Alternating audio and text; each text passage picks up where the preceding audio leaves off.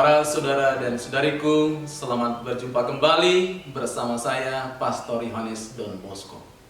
Selamat Pesta Paskah, semoga terang kebangkitan menyinari hati kita semua dan kita senantiasa sehat dan segar, baik secara jasmani maupun rohani. Pada hari ini, Senin, tanggal 18 April tahun 2022, saya akan membagikan renungan yang didasarkan pada teks Matius bab 28 ayat 8 sampai dengan 15. Mereka segera pergi dari kubur itu dengan takut dan dengan sukacita yang besar dan berlari cepat-cepat untuk memberitahukannya kepada murid-murid Yesus. Tiba-tiba Yesus berjumpa dengan mereka dan berkata, "Salam bagi." Mereka mendekatinya dan memeluk kakinya serta menyembahnya. Maka kata Yesus kepada mereka, "Jangan takut. Pergi dan katakanlah kepada saudara-saudara supaya mereka pergi ke Galilea, dan di sanalah mereka akan melihat aku." Ketika mereka di tengah jalan, datanglah beberapa orang dari penjaga itu ke kota dan memberitahukan segala yang terjadi itu kepada imam-imam kepala.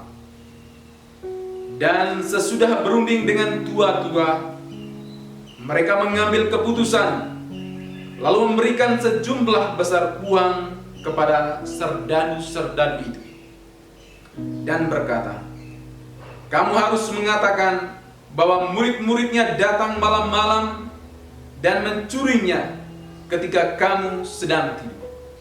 Dan apabila hal ini kedengaran oleh wali negeri, kami akan berbicara dengan dia sehingga kamu tidak beroleh kesulitan apa-apa."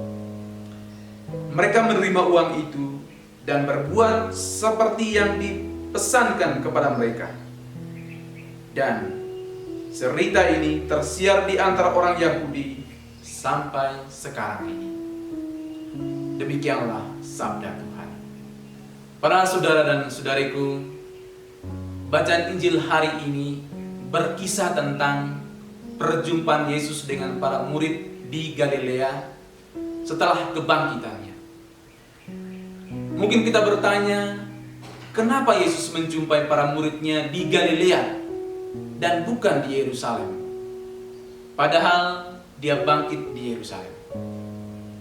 Kita tidak tahu alasan yang pasti, tetapi yang jelas Galilea merupakan tempat yang sangat penting bagi Yesus dan para muridnya. Di Galilea, Yesus memanggil dan mengutus murid-muridnya.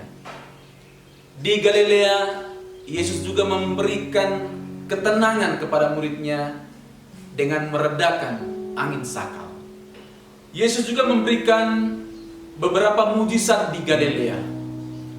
Jadi kisah-kisah bersama di Galilea ini tentu merupakan kenangan yang sangat indah bagi para murid.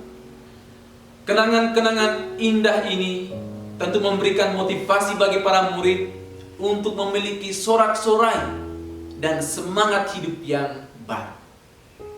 Jadi dapatlah kita simpulkan bahwa Yesus menjumpai para muridnya di Galilea karena dia ingin agar para muridnya mengingat kembali pengalaman-pengalaman indah bersamanya. Mengingat kembali semangat hidup yang pernah diteguk di tempat itu, dan terutama mengingat kembali keajaiban-keajaiban karya Tuhan di Galilea. Hal ini sangat penting sekali dilakukan karena para murid setelah melihat penderitaan dan wafat Yesus di Yerusalem, semangat hidup mereka hilang lenyap. Mereka kehilangan sumber sukacita, sumber kelegaan, sumber kasih, dan sumber keberanian. Karena itu, Yerusalem tidak dijadikan sebagai tempat perayaan kebangkitan, karena Yerusalem menyimpan begitu banyak kesedihan, kelesuan, dan trauma bagi para murid. Para saudara dan saudariku, masing-masing kita memiliki dalam tanda kutip Galilea tersendiri, yakni tempat di mana kita mengalami kasih, keajaiban, kedekatan, dan bahkan mujizat dari Tuhan. Tempat itu bisa saja di gereja, bisa saja di rumah, dan bisa saja di jalan, di mana kita mengalami kedekatan dan mujizat dari Tuhan. Mari kita mengingat kembali tempat-tempat itu, tempat di mana kita sungguh merasa dekat dengan Tuhan.